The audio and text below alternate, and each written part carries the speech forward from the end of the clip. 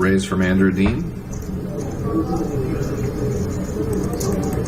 So he's got the big stack and also the results. Big hand and mob number. Long time, well-known professional player. But the blinds are not afraid of him right now. He raises and gets called by both the blinds. When the small blind calls, you're usually going to get the big blind to call. They're getting such good odds.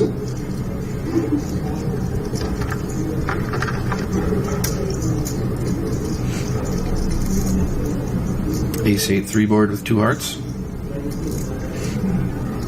Yuzuki in the small blind checks.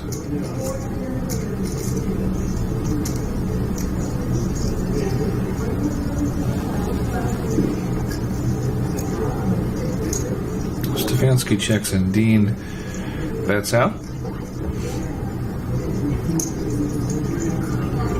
Gets called by Yuzuki.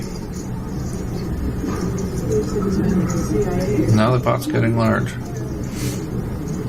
And if he was ahead before, he's still ahead. That didn't change a lot. I don't think. The small blind is not usually calling a raise there with a drawing hand. That usually means they have some sort of real hand, and often it's a hand like Ace-Jack, Ace-10 that will call the small blind, and sometimes King-Queen, hands like that. But King-Queen wouldn't have called a flat bet, so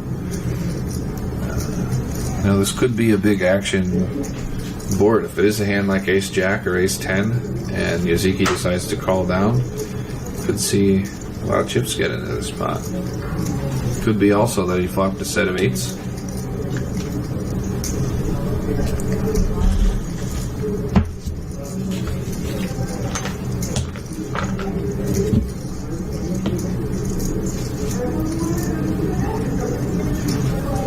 And we have a river. Queen of Diamonds doesn't change much on the river. Running tournament player, just a reminder, brought it back to popular demand, the Big 50 event, $150 buy-in with $75,000 guarantee. Yuzuki's thinking about, he leads into Dean. Could be either a missed draw, a flush, a hand like Ace-Queen would certainly bet here. Ace-Queen is kind of the hand you're afraid of, I think, when you're Andrew Dean and your opponent leads into you in this spot.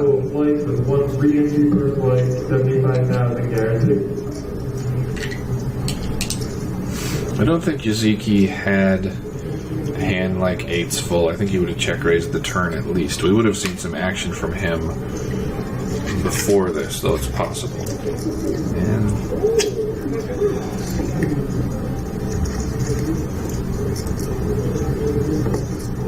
Oh, we had a flush and a flush. Wow, flush over flush. Dean wins with the bigger flush. That is a tough spot there. Wow. So it was a speculative hand from Yuzuki, but it was a very good speculative hand. Not too surprising that we would see a hand like that from him. And just a bad run out for him to make flush over flush. Luckily for him, the board was paired, or that could have been all of his chips. If the board wasn't paired, he very likely loses the rest of his stack there. The blinds, you may only have, you may have only started the hand with 30 big blinds, and you can lose 30 big blinds with a small flush.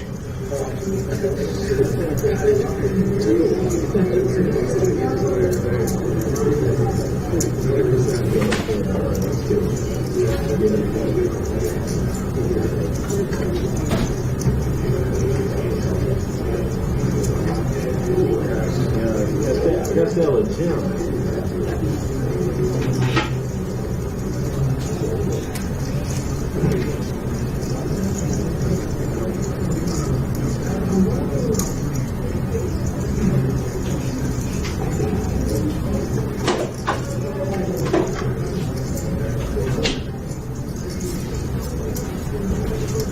All right. I was brought an excellent cup of coffee, but it didn't have any liquor in it. I had to remedy that situation. Those of you who know me will not be surprised to know I don't drink all that much, but I rarely have coffee that doesn't have liquor in it.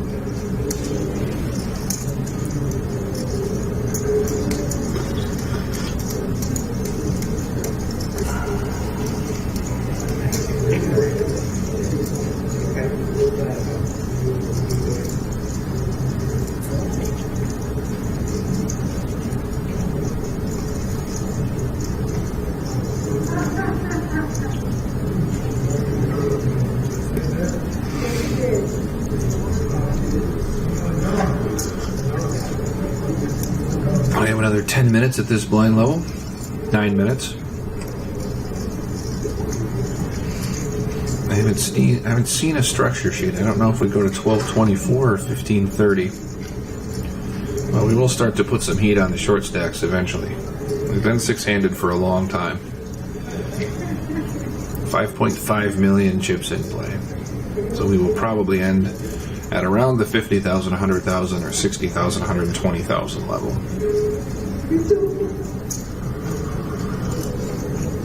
Hello, Andrew. Looking up at the cameras. And when we get to that 50,000, 100,000, it's very likely that Andrew Dean will still be here. He's got a significant chip lead, well over 2 million in chips. He's got around half the chips in play. And he's a very strong poker pro with a couple million in total winnings.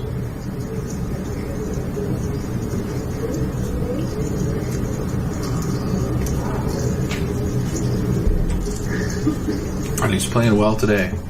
Using that big stack, but not doubling up the short stacks too often. It's like we have a raise from the small blind, Jamie Kaplan. He's not afraid of Dean's big-handed mob stats. Jamie Kaplan is a pro himself. So he takes down the blinds. Adds a few chips to that stack.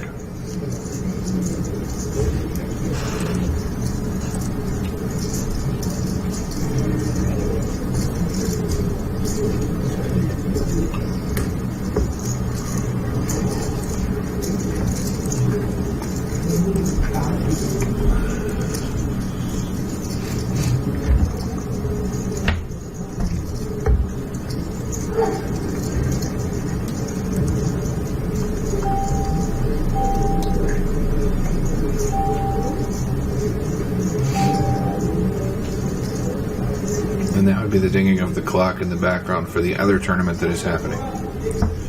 The nice thing about Foxwoods, they have a dedicated tournament area that's very large. Maybe the largest one, the largest dedicated tournament area that I've seen.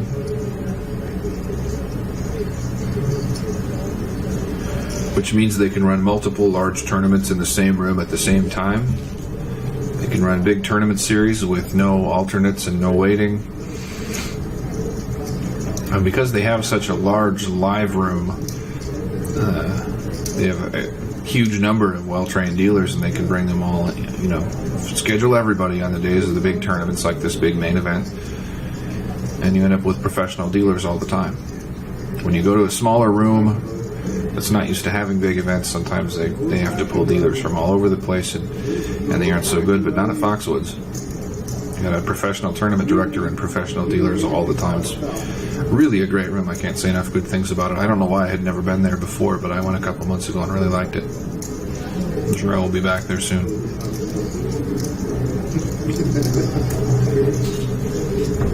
An amazing complex. The Tangiers Outlets is an incredible shopping area.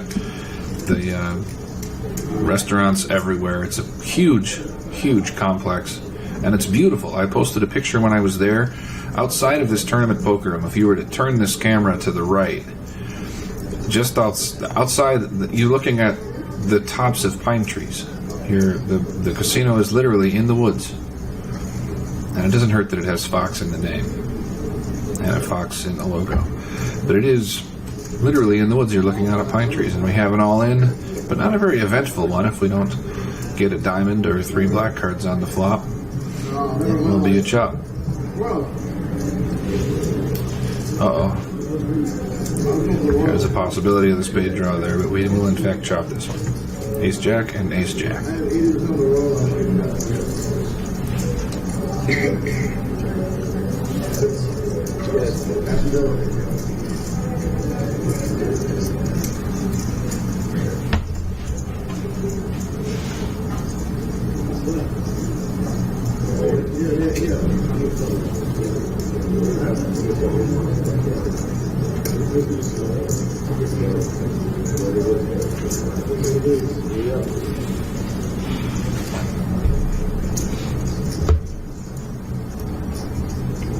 And they're going to have an indoor water park. CSAT 1270 tells me. I remember seeing some signs about some construction on that. That'll be fun. But an amazing complex. I was distracted briefly there. A really amazing complex. It's huge. The biggest casino building I've been in, and I've been in a lot of them. Multiple casinos, multiple areas where there are different things happening in shows and bars and nightclubs, and it's an incredible place. And then to have the woods right outside in such a peaceful area, it's really a great place to play poker. All the restaurants you could want with all kinds of different foods. I had some fantastic Asian food while I was there.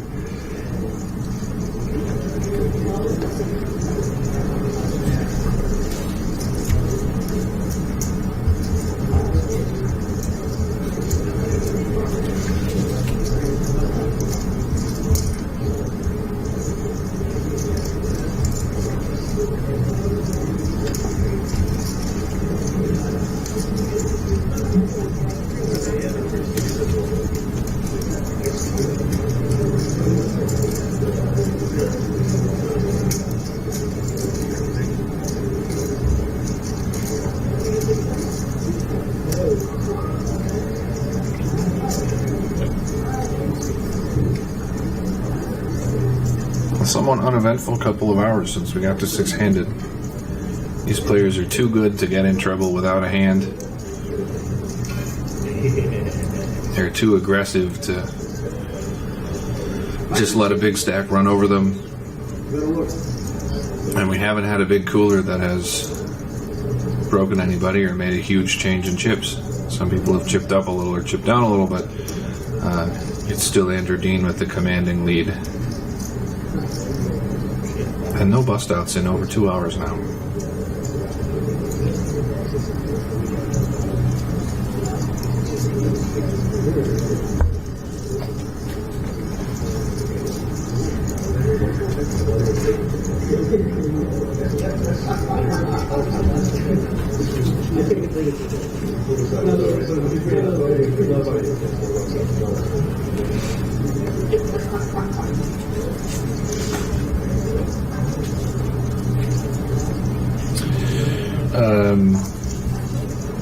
Godiango won. So a couple people had commented jokingly on Roberto, the 2 seats, being terribly in makeup, and I was joking. I can't imagine he's so deep into makeup, or I don't know if he even has any makeup, but I can't imagine he's so deep into makeup that 122,000 wouldn't get him out of it. That's a lot of money. But I was referring to the 2 seat because a few of his friends have been on the chat in the Twitch channel, and they may be able to tell you better than I can. The way he plays, I can't imagine he's too far in makeup because he plays really well. And he's got a lot of tournament winnings in the past. He's definitely an established pro.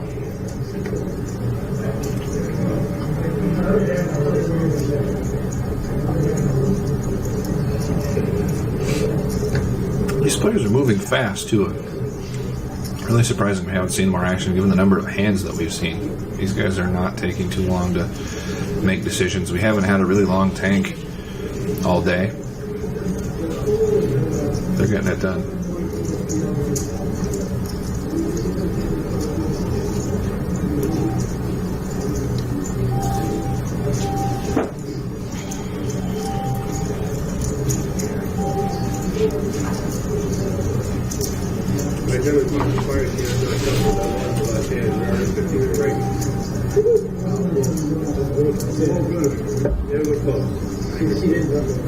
We are on break. I'm sure that Molly will be popping in with an update here soon. The players themselves are on break for another 14 and a half minutes.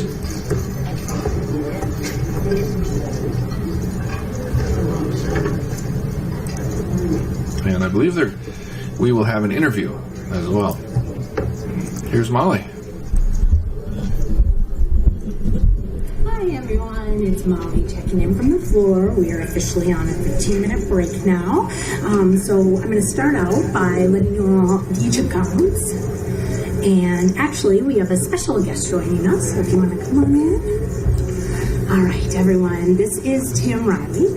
I'm going to start by saying how I know Tim. Actually, I knew him way before he knew me. This summer was the first time that I worked for the World Series, and I covered him in the main event, and you and your wife. Yep. Yeah, they were the last couple standing, so that was a really exciting thing. So it was really fun to get to kind of sweat them, and that's kind of where I first learned them. And then obviously through covering events here at Foxwoods, I've been able to get to know you and your wife a little bit better.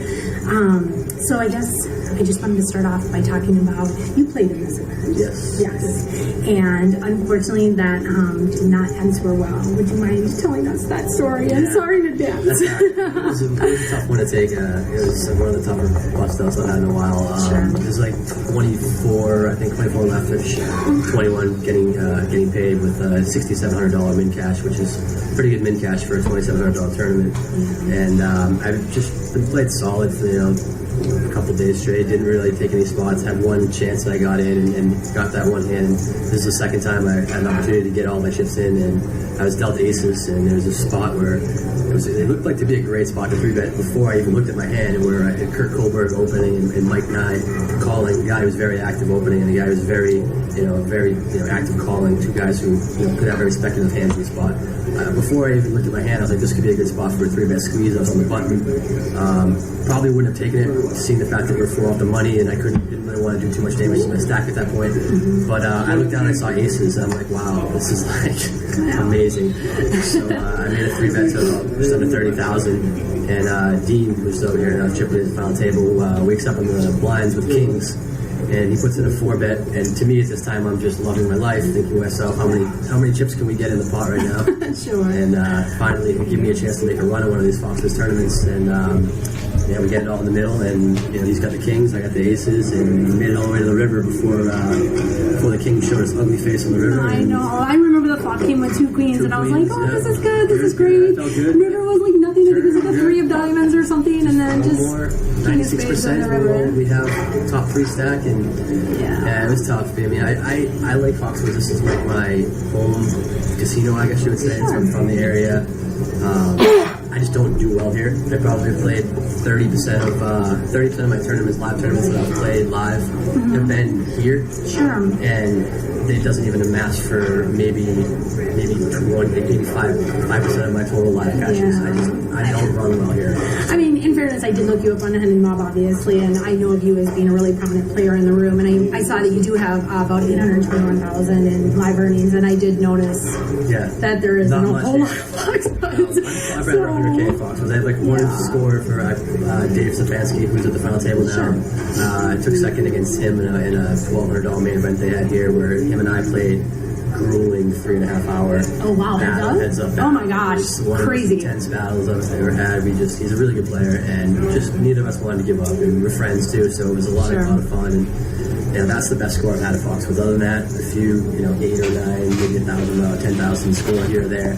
Yeah. But considering the amount of tournaments I've played here, I'm definitely a losing player at Foxwoods. Oh my gosh, but don't let him convince you. He is very much a winning player. I've watched you. Thank you. I like I said, I started watching you this summer. I knew right away. I was like, this guy's an amazing player. And then to be able to follow you, on your journey here at Foxwoods, even though you don't run the best here, it is really fun to watch you. And I was so sad. I mean, just from like a personal perspective, I'm here blogging. I'm running the live stream, and I just remember when I saw the king, hit on the river. I turned around and I looked at you, and you just go.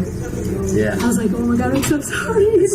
My heart just breaks for you guys. It's so gross that I started to feel the way that this is going to happen at Foxwoods. Last time it was the same scenario where I lost ace-king suited to Spiros, who was another reg here. We had ace-queen off, we get it all in, and the board's like 7 high with 2 hearts. And so I got like a murder lock on the hand, and somehow, again, same thing, no problem. Offsuit queen on the river. 160 big blind pot, and he goes on to take third. And it's like, I just can't do it here, Foxwoods. For some reason, I got some bad juice there. I don't know.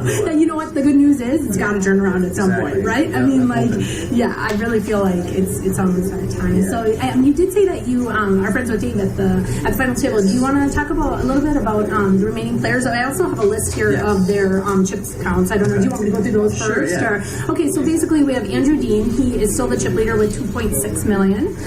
Tony Roberto's next to him with 950,000. He has really been slowly chipping up. It's been kind of fun to watch that. And then Bradley, I don't know how to say his last name. Is Siki? Yeah. I'm probably butchering it. I'm so sorry, but he has 475,000. Dave Stefanski has 550,000, and Brandon Schomburg has 255,000. And we're going to be going back to, let's see here, 12,024. Yep, and with a 4K ante. So yeah, if you want to just kind of weigh in on like any of these players and your experience with them, and well, yeah, sure. I guess Andrew, he's an online player. We have a bunch of mutual friends. I didn't know him before this trip, but I know that a lot of his friends, and he's comes very highly regarded online, and plays well online. He's kind of new to the live scene here. Tony Roberto, who's in second chips. I played with him a bunch. He plays a lot of the bigger events, WSOP events. He knocked me out of 5K 6 max last year with a chip lead pot. When again, I got it with aces. And it's the only thing I play is aces. yeah, clearly, obviously. And he had nines, but he got there and went on to do well in that tournament. He's, I guess, a bigger way. Plays some cash games down in Florida. His game's a little unorthodox. He's not going to be somebody who's, he's going to be playing, good, solid MTT finishing. He's more of an in it to win it type of guy, not really looking for ladders. He's doing some stuff playing against Andrew. In my opinion, I think that he shouldn't be doing. He's getting into wars with the chip leader, which is just not something you want to do when you have three guys who are could be busting out any moment. It's better off for him to kind of maintain, let him do his thing, let him knock some people out, get three-handed, and then open it up. Sure. So I don't think he's doing. I don't think he's playing to what he to his best ability right now. I think he's maybe thinking he's a little bit better than the field. Maybe he doesn't know who these other guys are because he might not know Dave Stefanski, who's fourth in chips here, is probably the most underrated poker player I know. Oh my God, without a doubt. Amazing. He's very good. Yeah. He's very happy staying here on the East Coast. He's a family man. He's got a baby, wife, great kid. He's content here. You're not going to see him chasing dreams and Monte Carlo trying to buy him for $50,000 to turn into the next Mustafa Kenneth. He's a very unbelievable player, and he's just consistently runs deep in every single event he plays. So he's going to be tough. If I were to pick right now, I would say it's going to be Stefanski and Dean heads up for the win here. That's obviously anything can happen if Roberto continues to try to battle with Dean and gets the best of it, which he could. He has position on him, but I don't think it's the best strategy for him at the time. So the other guy here, Brad, Bradley Siki, is he the one with the free seat? He is, yep. I didn't know who he was either yesterday, but I asked him in the middle, when we were playing, I asked him for his name, and he was a little reluctant to give it to me because I could tell of the hour I sat with him. I said to this kid, he's good. I could tell his sizings were on point, his three betting, his defending, his big blind, everything he was doing seemed to be up to date with the standard trends of Poker Stars online top players. Sure. So I knew that he definitely had a feel for the game, and I didn't know who he was, but I expected definitely to see more of him in the future. I think he's on my radar for sure. I'd be interested to see what happens with him, but just out of who I know, I think Stefanski and Dean are your favorites here. Yeah, absolutely. I think you had gone to grab a bite to eat, and I had jumped on the stream just to do a little bit of commentary on the hand that Dave Stefanski had played, and Brandon Schomburg made the mistake of just calling Stefanski's raise, which opened it up for a min raise from the big blind. I think it was Roberto, and of course, given the stack sizes at that time, Stefanski's insta-shoving there no matter what, and he's got just enough chips that no one's going to call, and he's a good enough player to take that every single time. He is just so good at taking advantage of every spot that he can, and I think that's where the stronger players like him are really you can tell they're starting to climb in the chips because they're taking advantage of those spots where maybe some of the weaker players are just kind of calling and then folding, or call checking folding. It's just been he's obviously not afraid to play the hands, which I think is super important and something amazing. Brandon Schomburg's got the beard, right? Yeah, I played with him a bit on day one. He seems to be an amateur, starting definitely interested in poker, traveling around a little bit for it. But I think that he's right now he's probably going to be the one who's more interested in laddering up. And I look at him all, but I'm sure this is probably one of the biggest scores he's had. I've never seen him around before, and I've seen some of his a little tighter. So whatever he ended up calling from that spot right there, there. It's probably going to be a good enough hand. I'm not sure what the blind sizes were. Probably should have been a hand that he should be shoving against Stefanski's opening on the button instead of just calling there and then getting forced out of the hand by a squeeze or a shove. So I expect him to be the kind of player who's going to be calling with king queen in that spot, trying to hit a king or a queen before continuing. Not the kind of player who would just know that Stefanski's opening his button with enough hands where he can shove king queen and it's just going to get through. 90% of the time. And if he doesn't and he gets called, he's got king queen, which is decent equity against 9s, 10s, against ace jack. Stefanski's going to call it. Obviously, he's behind the top of the range, but. It's pretty good. And I mean, in fairness, at this point, going back to the blinds that we're going back to, it's going to have less than 10 bigs, so just over 10 bigs, I guess. So, like, at this point, he's not going to have to probably make many decisions. It's really just all in or full of. But that's actually where a lot of mistakes are made in poker. Is the short stack game. People don't know what they should be shoving and what they should be folding. And when you have a stack of 10 to 15 big blinds, for the most part, it's either all or fold. There's a few small hands. You got to balance it where when you have aces, you can still min raise kings, you can still min raise queens, ace, raise king, and then you can also kind of in certain spots, depending on who's in the blinds, you can also steal through a 15 big blind stack, min raising once in a while. But for the most part, it's a solved poker at this point where it's mathematical based and what hands is calling, which hands are shoving, and that's something that the majority of poker players don't know. And you'd be surprised at guys who are quote unquote pros grinding the circuits that they don't know these charts well enough, like which hands are shoves, which ones are folds, and they're becoming more more and more known because people are developing apps and stuff like that. Max Silver has developed an app that's now is on the market that you can buy, and it's basically you can put in the exact scenario, like what should be calling, what should be shoving, and that's good. I mean, it helps. I don't like it because of the obviously fact that I was like, that's pro. That's not. These guys now are just basically all the math that we had to do to get these numbers. Someone's just giving it to them, and now all they have to do is punch in their iPad, and they're making any random guy playing a nightly, you're now going to be basically a wizard from 20 big blinds and below. And that's where when you think of a tournament where the majority of the tournament is played between 40 and 10 big blinds, if you don't know that 10 to 20 range, that's big. And then the other part of the tournament is this is the end of the tournament. It's where all the money is in the tournament. Right. So it's five-handed. You're used to playing with 9. Now you got to play short-handed.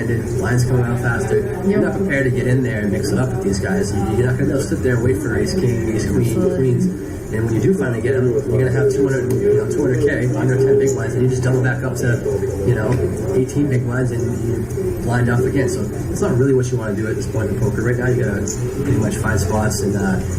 Being the short stack, it's like it's his right now. He needs to be the one that needs to just get out there and get his chips in the middle first because he's the. All right, day 3 of the 27 about 9 seconds left to the absolutely. He's going to make a mistake in something. Yeah, and I will say I definitely Day 3, 2700. I mean, personally, for me, I think that would be that would be great. I think that would be kind of an epic battle. I think they could go for a long time. They definitely could. They both have the skills clearly. So Beat me in Dave's record for head oh my gosh. You'll be here for the whole 3 hours. Yeah, he's going home. I'll be here. But anyways, well, thanks so much for sitting in with us. It was really good to meet you. And if you want to follow him on Twitter, it's Tim Riley, right? At Tim Riley. Yep, Tim Riley Poker. So yeah, definitely someone to follow. Thanks so much for your insight. Really appreciate it. And we'll hope to see you again in future broadcasts. Awesome. Thank you.